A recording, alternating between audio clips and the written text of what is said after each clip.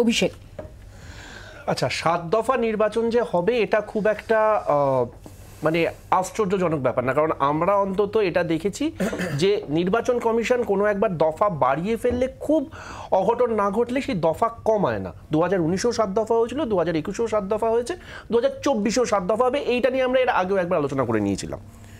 আমার বরঞ্চ অন্য কতগুলো বক্তব্য আছে। এক, সেটা হচ্ছে যে সন্ত্রাসের কথা বললো, নিঃসন্দেহে তৃণমূল সন্ত্রাসে ওয়ার্ল্ড রেকর্ড করেছে।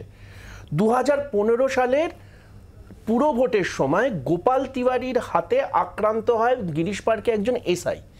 2020 সালের পুরো ভোটে সেই গোপাল তিওয়ারির স্ত্রী বিজেপির ক্যান্ডিডেট ছিল।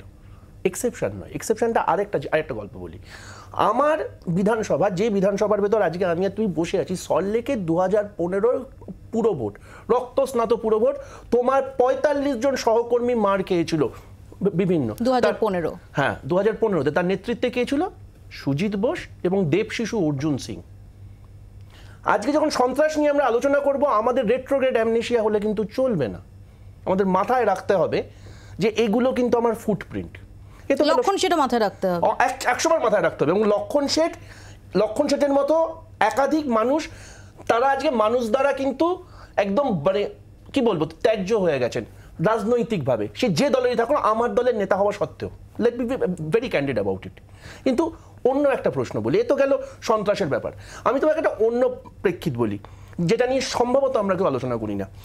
2019 সালে ইলেকশন ডিউটি চলবার সময় রাজস্থানে 2 জন মানুষ হিট ওয়েভে মারা গেছিল, এবং ব্যতিক্রম নয়। তুমি শুধু টাইম জোনটা দেখো, অনেক কিছু তো সংস্কার হচ্ছে, আমরা টাইম জোনটা সংস্কার করতে পারি না, এটা ব্যতিক্রম নয়। কিন্তু 2017 সালে AIADMK 2 জন কর্মী এই সময়, এই এপ্রিল মে মাসে, এবং আনফর্চুনেটলি তুমি যদি 2019-এর ক্যালেন্ডার দেখো, 2021-এর ক্যালেন্ডার দেখো, এটা মার্চ থেকে এপ্রিলের ভেতর শেষ হয়ে যাচ্ছিল, এবার মে থেকে জুন।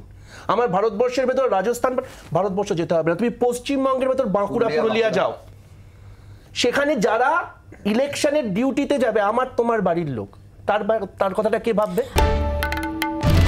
বাংলার আওয়াজ, বাঙালির আবেগ, জি 24 ঘন্টা।